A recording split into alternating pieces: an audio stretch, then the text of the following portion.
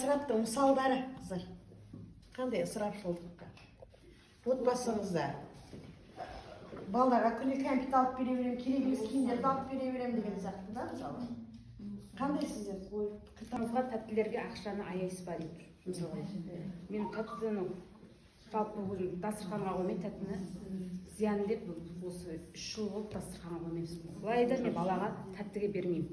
Мына тез дайындалатын хот-дог дейді ғой, оларға да берілмейді. Осы айтып жатқанынан көп пайдалы мәліметтер алдық. Рахмет сізге.